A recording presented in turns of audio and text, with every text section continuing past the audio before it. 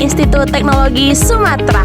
Dalam video ini kita akan membahas salah satu metode paling penting dalam kajian bawah permukaan, yaitu metode geolistrik. Metode ini banyak digunakan di bidang geologi, hidrologi, lingkungan, dan perencanaan pembangunan.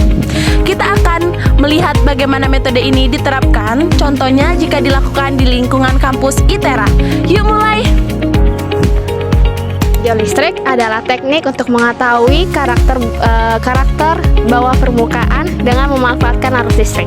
Setiap jenis batuan dan tanah itu memiliki nilai resistivitas yang berbeda-beda. Resistivitas ini adalah hambatan alami terhadap arus listrik. Ketika arus dialirkan ke tanah, responnya dicatat dalam bentuk beda potensial. Dari sini, kita bisa mengetahui apakah di bawah tanah terdapat lapisan pasir, lempung, batuan keras, rekahan, atau bahkan keberadaan air tanah.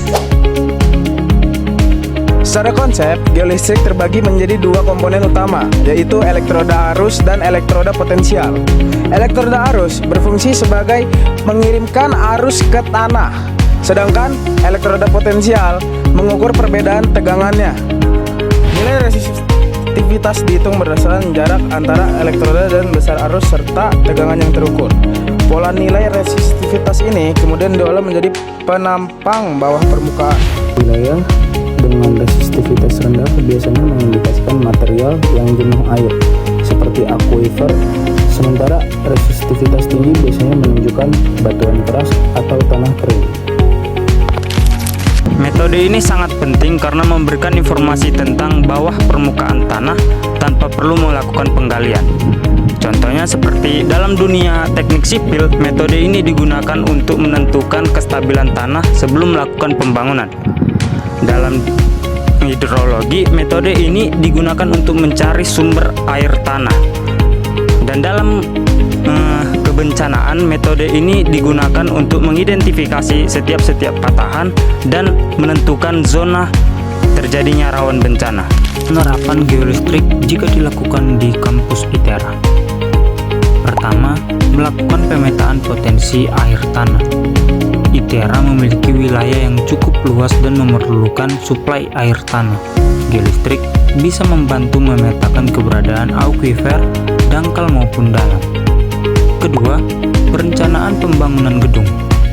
Setiap gedung baru membutuhkan informasi tentang kondisi tanah. Geolistrik dapat memberikan gambaran mengenai kedalaman lapisan keras serta area yang berpotensi kurang stabil. Ketiga, studi geologi lingkungan. Mahasiswa geofisika dan geologi sering mempelajari struktur bawah permukaan.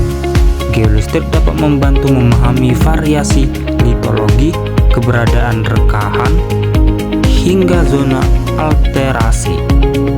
Keempat, kajian kebencanaan. Kampus ITERA berada di wilayah yang masih terpengaruh aktivitas geologi. Dengan geolistrik, zona lemah atau patahan kecil bisa diidentifikasi untuk mitigasi risiko. Biasanya, survei geolistrik melewati beberapa tahap.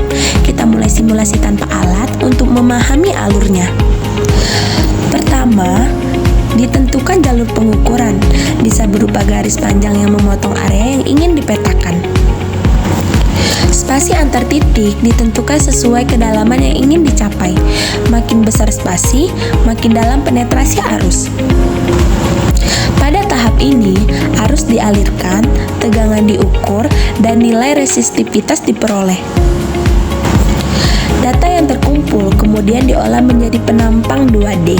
Hasilnya berupa warna-warna yang menggambarkan resistivitas. Terakhir, penelitian menentukan mana lapisan aquifer, mana lapisan lempung, mana batuan keras, dan seterusnya. Metode geolistrik sangat berguna bagi memahami kondisi bawah permukaan. Walaupun kelihatannya sederhana, metode ini sangat berguna untuk penelitian, pembangunan, dan mitigasi bencana. Semoga video ini bermanfaat bagi kalian yang ingin mengetahui bagaimana geolistrik diterapkan, terutama dalam konteks ITERA. Terima kasih.